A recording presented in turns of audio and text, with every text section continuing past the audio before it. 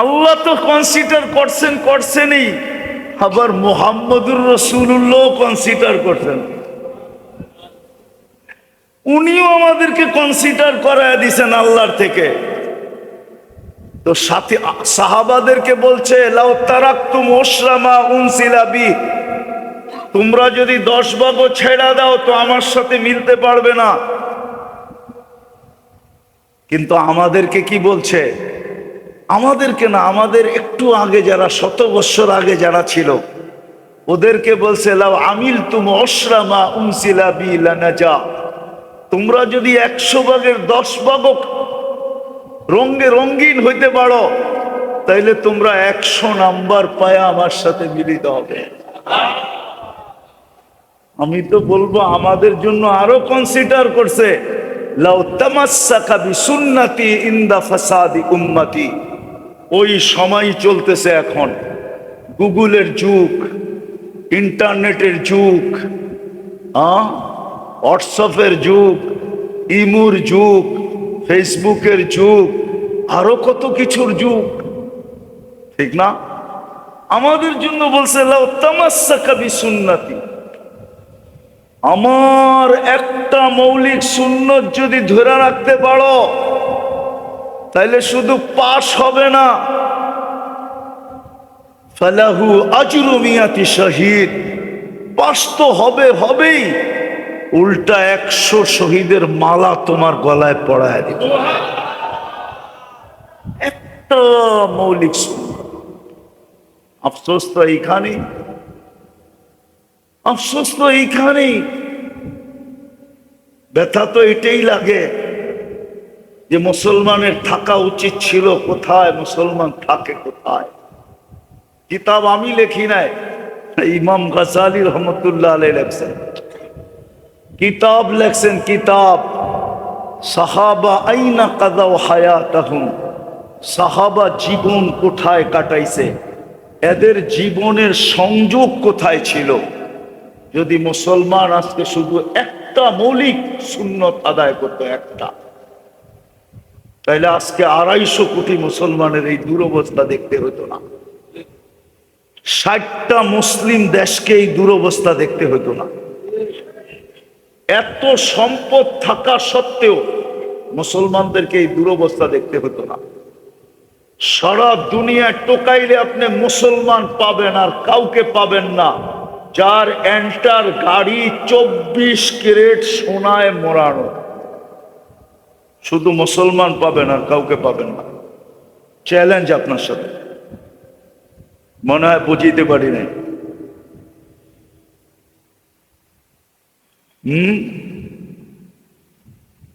বুঝাইতে পারি না, বুঝছেন?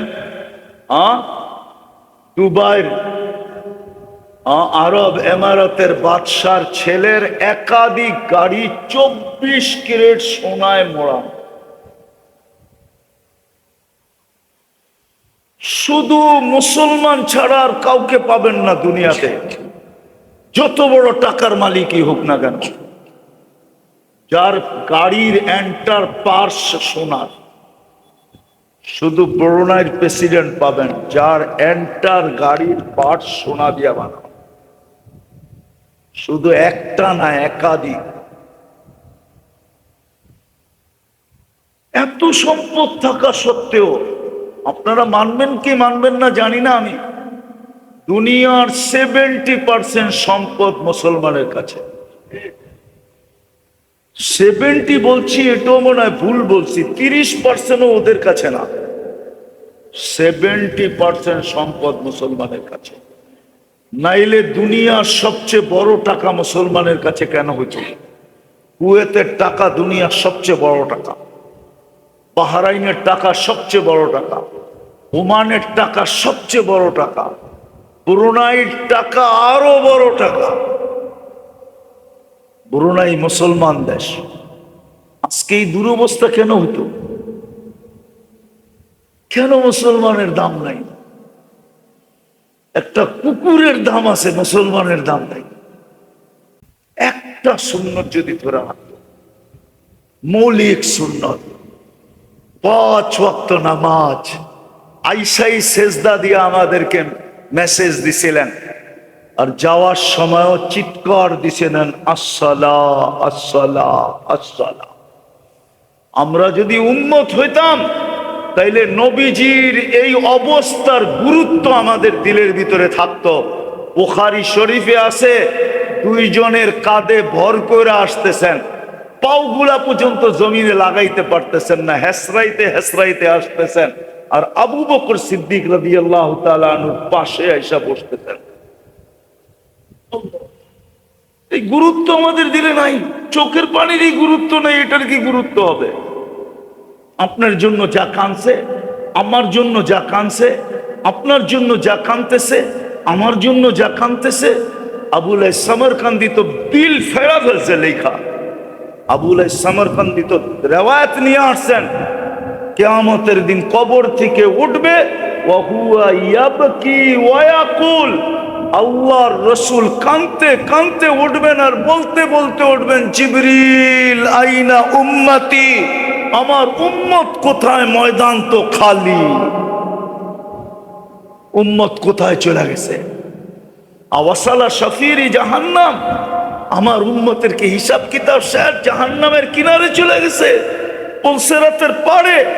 জিবরিল সান্ত্বনা দিবে, মা শাক্কাল আরদা আহাদুন ইল্লা আনতা, আপনি ব্যতীত জমিনের উপরে কাউকে এখন পর্যন্ত উঠানো হয় নাই, না নবী না রসুল না কোনো উম্মত। আপনার উম্মতও ওঠে নাই, সর্বপ্রথম আপনাকে উঠানো হলো।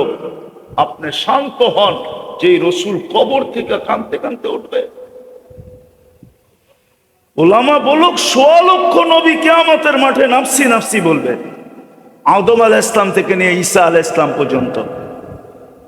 না মার কথা বলবে, না বাবার কথা বলবে, না স্ত্রীর কথা বলবে, না সন্তানের কথা বলবে, ভাই বোন আত্মীয় স্বজন তো বহুত দূরে, শুধু বলবে রব্বি নফসি নফসি নফসি নফসি। আর আপনারা আমার নবী চিৎকার দিবে, রব্বি উম্মতি উম্মতি উম্মতি। হায় হায়, এটাও তো বলবে না যে আমার হোসাইন গলা কাটছে কি কইরা। হোসাইনের গলা কাটার দৃশ্য এখনো তো দুনিয়ার বুকের আছে, কিতাবের ভিতরে অঙ্কিত আছে। উঠেই তো বলবে না আমার হোসাইন এরকম নির্যাতিত হইয়া দুনিয়াতে জান দিছে, আগে আমার হোসাইনকে দেন আমি একটু গলা লাগাই। এটা তো বলবে না, বলবে তো উম্মতি উম্মতি।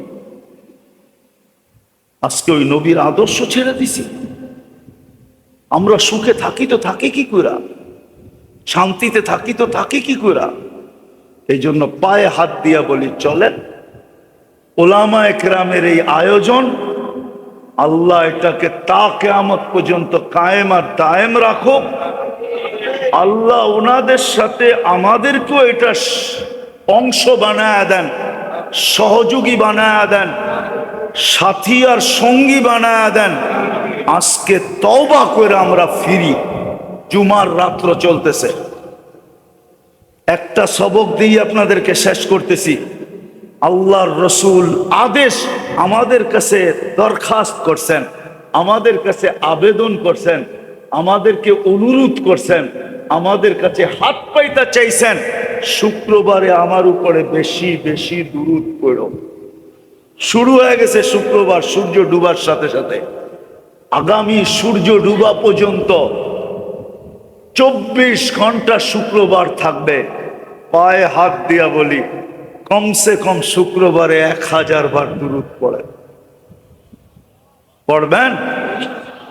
এতটুক বললেই হবে, আল্লাহুম্মা সাল্লি আলা মুহাম্মদ। পড়বেন না? বলেন তো কি পড়বেন?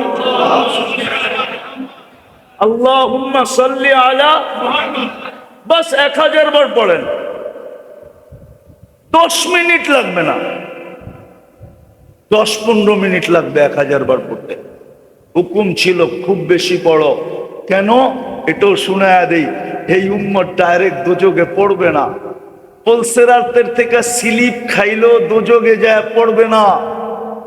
ওলামা মানবে কিনা জানি না, ডাইরেক্ট দোজগে পড়বে না, স্লিপ খাইলো। আমি লিখি না, ইমাম কর্তুবী রহমতুল্লাহ আলাইহি লেখছেন, স্লিপ খাইলো যে ডাইরেক্ট দোজগে পড়বে না।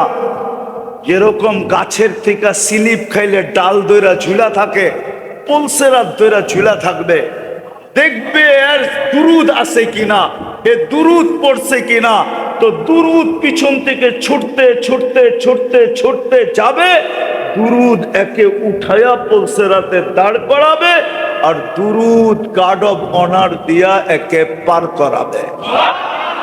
বিদায় যদি নিজেকে সোনা বানাইতে চাই, ওই জান্নাতের অধিকারী হইতে চাই, বানান বানান বানান সোনা। আজকে মূল্য আছে যদি মূল্যায়ন করি। দেখাইছি আমি, কনসিডারও করছেন, আবার ভ্যালু বাড়ায়ও দিছেন। এর চেয়ে বেশি ভ্যালু কি বাড়াবে? এক রাত্র 83 বৎসর। হ্যাঁ, এক রাত্র কয় বৎসর? হ্যাঁ, কোন রাত্র জানেন? 83 কত? 83 শুধু বলতেছেন 83, ঠিক না? না, এর আগে আরেকটা শব্দ আছে, খায়ের। 83 বৎসর সীমাহীন 83। এই 83-র কোনো সীমা? যেমন আকাশ মাথার উপরে কয়টা দেখা যায়, কয়টা? এটা সীমা আছে? নাই। আপনি জানেন? নবী, রসুল, ফেরেশতা যদি জানতো তাহলে আলেম ওলামাও জানতো। জানেনি? জিগান্ত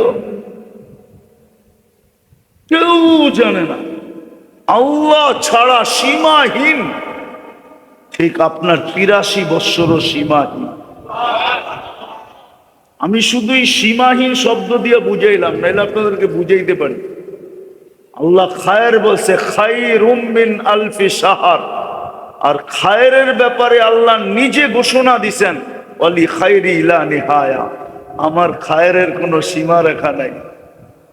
এই জন্য আমি তর্জমা করলাম, 83 বৎসর বটে, কিন্তু কোনো সীমা রেখা, এক রাত্রের বিনিময়। বিদায় মেরে দোস্ত, আসেন যদি চাই যে আল্লাহ আমাকে জান্নাতের বিনিময়ে কিনুক। যুবক যদি চায়, নাইলে বাড়ি সোনা দিয়া বানাইতে পারি, বেশি দিন থাকতে দিবে না, এটাই সত্য। থাকতে তো দিবে না, দিবে না, এমনকি বাড়ির ভিতরে কবরও হইতে দিবে না। সোনা দিয়েও মোড়ায়ও যদি বাড়ি বানাই, তারপরও 5 তলা নাইলে গাছতলা, ঠিক না? কয়দিন থাকবেন এখানে? কয়দিন থাকবেন? যতই কামাই না কেন, কতটুক খাবেন? এই জন্য কিতাবে লেখা আছে, কামাও যত খুশি মনে চায়, কিন্তু তোমাকে মন মতো খাইতে দিব না। যতটুক লেখা দিছি অতটুক খাবে, আর বেশি খাইতে পারবে না। যদি তাই না হইতো, তাহলে 1000 কোটিওয়ালা মানুষ, 1000 কোটি টাকার মালিক মানুষ মিষ্টির দিকে তাকানো ছাড়তো না। ডাক্তার তো বলে দিছে, মিষ্টির দিকে তাকাইতেও পারবেন না। হইতে পারে চোখের রে দিয়া, দৃষ্টি দিয়া মিষ্টি ঢুকবে, আর আপনার ডায়াবেটিস বেড়ে যাবে। ছুঁইতে পর্যন্ত দেয় না আল্লাহ, এটাই সত্য। কামাও যত খুশি মনে চায়, কিন্তু খাইতে দিব না। তৃতীয় আরেকটা লেখছেন, জমাও যত মনে চায়, স্টক করো যত মনে চায়, কিন্তু তোমাকে ভোগ করতে দিব না, পুরা ভোগ করতে। এই জন্যই কবি সুন্দর কথা লেখছেন, যদিও উর্দুতে বুঝবেন কিনা জানি না।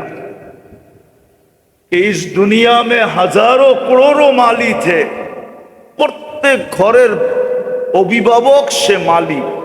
माली ना, ये अपने फैमिलीर अपने माली ना।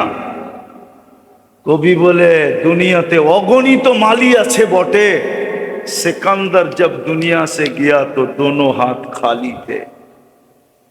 सिकंदरेर मतो बादशाह 2 हाथ खाली निये गेছে।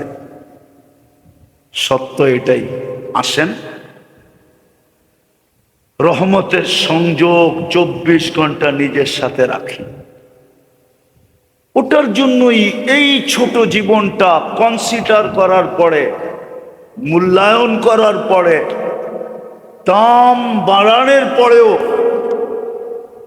আল্লাহ পদ্ধতি দিছেন, কোন পদ্ধতিতে রহমতের সংযোগ তোমার সাথে 24 ঘন্টা থাকবে, যখন তুমি মুহাম্মদুর রাসূলুল্লাহর আদর্শে আদর্শবান হবে।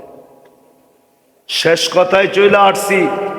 এই জন্যই ইমাম বুখারী রহমতুল্লাহ আলাইহি লেখছেন, যদিও কবরে 3 প্রশ্ন হবে, কিন্তু ইমাম বুখারী আর মুসলিম 3 প্রশ্নের কায়েল না। ওনারা বলে প্রশ্ন 3টা, কিন্তু আসল প্রশ্ন একটা। কয়টা? মৌলিক প্রশ্ন, গুরুত্বপূর্ণ প্রশ্ন। বাত একটা টিপাই বলে পুরা পাতিল হয়ে গেছে, ঠিক না? কবরেও প্রথম প্রশ্ন একটা হবে, বুখারী শরীফে আছে, মা কুনতা তাকুলু ফি হাদার রাজুলি মুহাম্মাদিন। কবর দেওয়ার পরেই এই বাবের ভিতরে আনছেন, আত্মীয় স্বজন যখন ফিরতে থাকবে কবর দিয়া, তখন মৃত্যু ব্যক্তি এদের ফিরা যাওয়ার পায়ের আওয়াজ কবরে বসে শুনতে থাকবে। ইয়াসমাউ কারাআ নিআলিহিম, শুনতে থাকবে, আর সে বসতে থাকবে, আর রাইখা চলে যেতেছে। তখনই 2 ফেরেশতা আসবে, আয়েশা প্রথম প্রশ্ন করবে, মা কুনতা তাকুলু ফি হাদার রাজুলি মুহাম্মাদিন, বলো ওনার আদর্শে তুমি কতটুকু আদর্শবান ছিলা। যদি প্রমাণ দিতে পারে, প্রমাণ করাইতে পারে, যার সাথে রহমতের সংযোগ থাকবে, কোরআন এই দিকেও ইঙ্গিত দিছে, ইউসাব্বিতুল্লাহু বিল কওলিস সাবির। দুনিয়ার যাদের সম্পর্ক ছিল, ওইখানেও আল্লাহ ওকে ভীতু করবে না, ও ভীতু হবে না, ও তো নির্ভীক হবে কবরে, নির্ভীক। যেমন ওমর রাদিয়াল্লাহু তাআলা আনহু ইঙ্গিত দিছেন, তো ইয়া রাসূলুল্লাহ, কবরে যাওয়ার পরে আকল বিলুপ্ত হয়ে যাবে না যতটুক আজকে আছে এতটুকুই থাকবে? আল্লাহর রাসূল বলছে বিলুপ্ত হবে না, আজকে যতটুক আছে এতটুকু থাকবে না, বাল আকালু, আরো আকল বেড়া যাবে। বলছে তাইলে জবাব দিতে কোনো অসুবিধা হবে না। এই জন্যই আপনাদের পায়ে ধরা হয় প্রতি মাসে, ইসলামী প্রোগ্রাম এই জন্যই হয়। ওলামাদেরকে আইনা, তাও ওলামারা ওলামাদেরকে নিয়ে আসে। এই সংগঠনটা পরিচালনা করে কারা? ওলামারা ওলামা আইনা আপনাদেরকে বুঝাইতে চায়, কেননা এদের কাদের দায়িত্ব আছে, দায়িত্ব কাদের থেকে নামাইতে চায়, দায়িত্বকে আদায় করতে চায়, যেন কালকে যা বলতে পারে। আপনি তো বইলা দিছিলেন, লাইসা লিল ইনসানি ইল্লা মা সাআ, সাধ্যের বাহিরে আমরা করতে পারি না, যতটুকু সাধ্যে ছিল এতটুকুই করছি। প্রতি মাসে কাউকে না কাউকে ডাইকায় না আমরা তুলে ধরতে চাইছি, এই জন্য এরা এই ব্যবস্থা করছে। দোয়া করেন এদের জন্য যে আরো কিয়ামত পর্যন্ত এটা চলতে থাকে। শুধু দোয়াই শেষ, দোয়াও করেন, যদি সম্ভব হয় এরা যদি চায় তাইলে সহযোগিতাও করেন,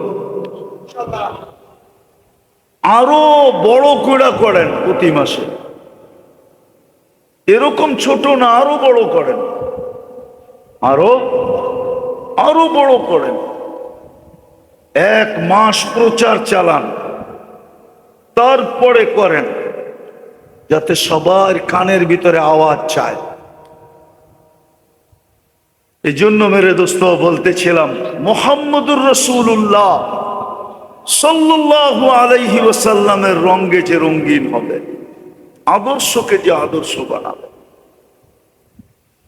পরশ পাথর লোহায় লাগলে যেরকম লোহা সোনা হয়, আল্লাহর রহমতের ছোঁয়া যার সাথে থাকে, সংযোগ যার সাথে থাকে, সেই মানুষটাও সোনা হয়। দুনিয়ার সোনা মানুষ কাগজ দিয়া কিনে। কি দিয়া? কাগজ চিনেন কি? টাকা কিসের? কাগজ দিয়া কিনে। আর আল্লাহর রহমতের ছোঁয়া লাগার দ্বারা যেই মানুষটা সোনা হয়, ওই মানুষটাকে আল্লাহ জান্নাত দিয়া কিনেন। এই জন্য কোরআন ইঙ্গিত দিছেন, ইঙ্গিত, আমি তোমাদেরকে কিনবো, কিন্তু শর্ত হলো সোনা হও, স্বর্ণ হও। ইন্নাল্লাহ আশতারা মিনাল মুমিনিনা আনফুসাহুম ওয়া আমওয়ালাহুম। আল্লাহ বলে আমি তোমাদেরকে কিনতে রেডি, কিন্তু শর্ত হইল তোমাদেরকে স্বর্ণ হইতে হবে। আল্লাহ কি দিয়া কিনবেন? তা আল্লাহ বলে আমি জান্নাতের বিনিময়ে কিনবো। জান্নাত, জান্নাত চিনেন? জান্নাতও তো চিনি না। না চিনার কারণে আমাদের ভিতরে শৌক নাই। শৌক যেটা মানুষ চিনে আর জানে, আর যেটা মানুষের দিলের ভিতরে কাঁথে, ওটার জন্য মানুষ জানের বাজি নিতেও ভুল করে না, দ্বিধা করে না, জানের বাজি লাগায় দেয়, সবকিছুর বাজি লাগায় দেয়।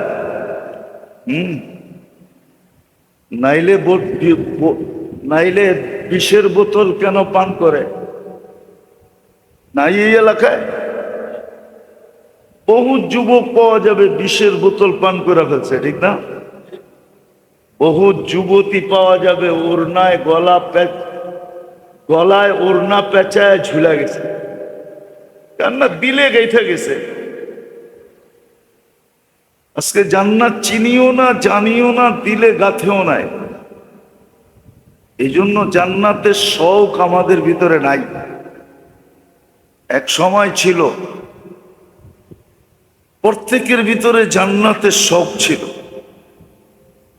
উদ্দেশ্যই জান্নাত ছিল। আজকে উদ্দেশ্য জান্নাত না, মিললে মিললো, না মিললে না মিললো। চাওয়ার ভঙ্গিতেই বোঝা যায় জান্নাত উদ্দেশ্য না। চাওয়ার একটা ভঙ্গি আছে না, খানদানি ভিক্ষুক দেখলেই বোঝা যায়। খানদানি ভিক্ষুক বুঝেন? খানদানি ভিক্ষুকের আলামত কয়টা জানেন? নিদর্শন চারটা। কয়টা? কয়টা?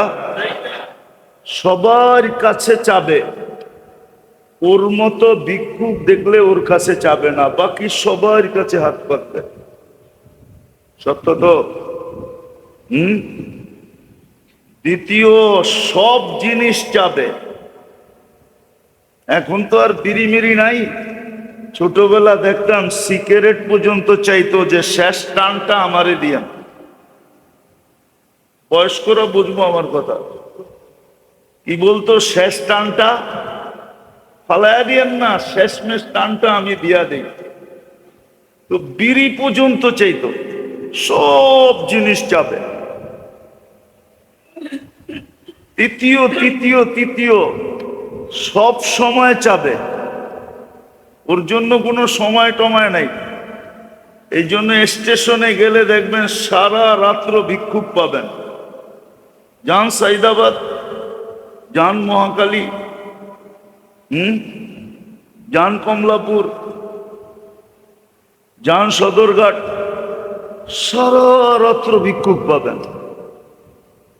সব সময় চাবে।